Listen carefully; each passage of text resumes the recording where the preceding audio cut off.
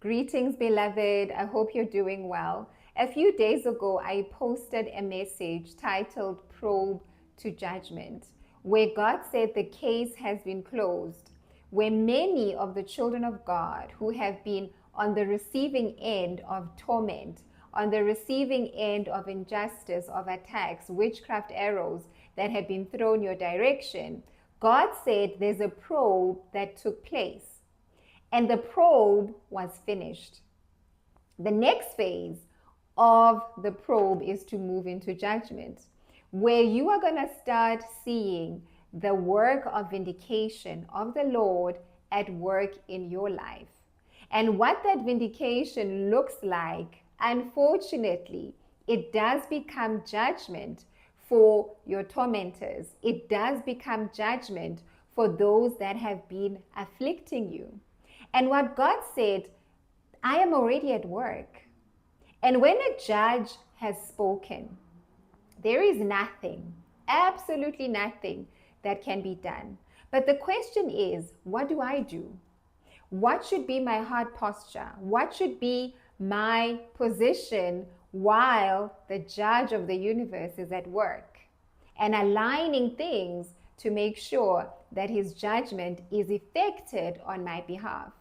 And I heard God give me two things. And I operate from a heart posture of mercy and grace naturally. So it does become quite a struggle for me, beloved, to see anybody in torment. And God said, the first thing that he said to me, when judgment is being effected, your position should be to observe and respect the protocol of silence. In a natural court, when judgment is being passed, not even the jury is permitted to speak, not the lawyers, not the advocates, not the person that has been wronged, not the person who is trying to defend themselves. Nobody is permitted to speak. And why I told you that I operate from a place of mercy is because God said you're not even permitted to empathize. So for those of you, you can call yourself an empath, whatever the case may be, you are not even permitted to empathize. And that cuts so deep because some of the tormentors that have been afflicting you, for some of you, it may even be flesh and blood. For some of you, it's not even complete strangers. And when God says don't empathize, he made it so practical for me. If your afflictor, your tormentor, loses their job, we give an example, and you empathize with them and you say, oh, God is going to provide. Oh, God is going to show himself as Jehovah Jireh over your life. Whether you mean that or don't, whether you are on a phone call with them and you're just passing conversation, God said you are too anointed to speak vain words. So when you say to them, God is going to provide, the judgment of God that is being executed against this individual can potentially be disrupted because your words carry weight. You are an anointed child of God. You have been made in the image of God. If God can create with his words, your words can also create. So if God is taking this person through correction, through judgment, in the vindication process for you, and you say God is going to provide, he will provide. And the judgment process is then disrupted. So you're not even permitted to say anything. You can't say anything. You can't empathize. You cannot do anything. You cannot even get involved, beloved. You have to step back. Because what you will then do with your speaking, your words, is disrupt the process. And it's going to go from judgment into probe, into judgment, into probe, and you will just cause a big mess in what God is trying to accomplish. And for some of the tormentors, for some of your afflictors, the judgment of God, for some of them, could potentially be for their own good, could potentially be the very thing that God uses in order to bring them back if they had backslidden. It may not be for every case, but in most cases, God will even use that as an opportunity to potentially bring them back. And your words could be a disruptor. So I want you, beloved, to note very well what God is saying. Observe and respect the protocol of silence. It is not cruelty. It is not you being evil.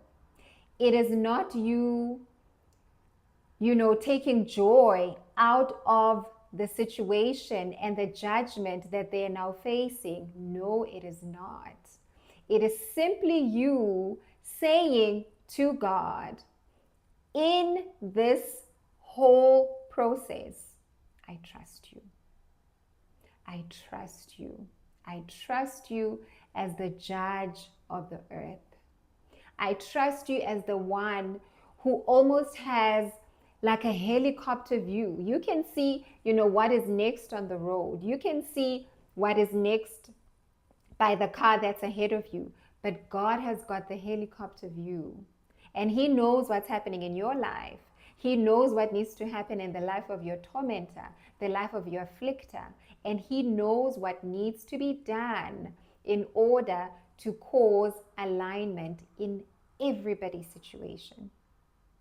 So it may seem so cruel, so evil, but you cannot say anything. You cannot empathize. You cannot say anything. Respect and observe the protocol of silence. The last thing God told me, manage the evidence of transition. What do I mean by that? And I said here, God's justice must be at work, not your revenge, not your wrath.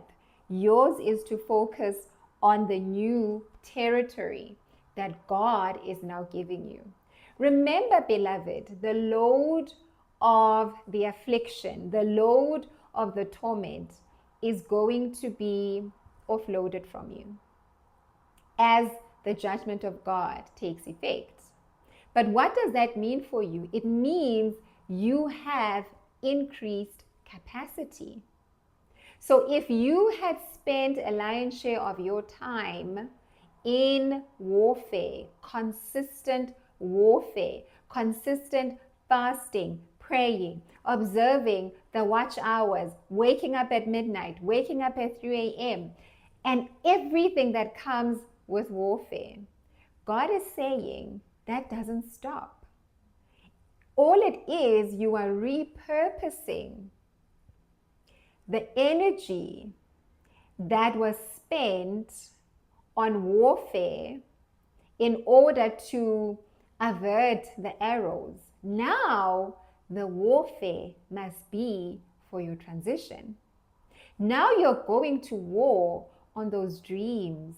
Now you're going to war and saying, what is it that took a back seat while I was in warfare, while I was in this mode of constantly protecting myself?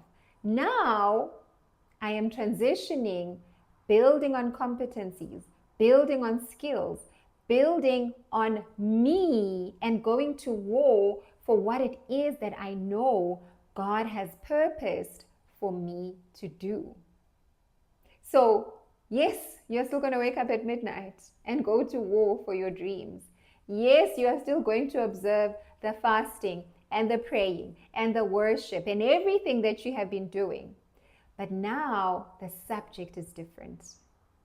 You are now the subject. Your dreams are now the subject. And that is how you carry yourself, child of God, in a season where God is vindicating you, where God is executing His judgment and going to work on your behalf.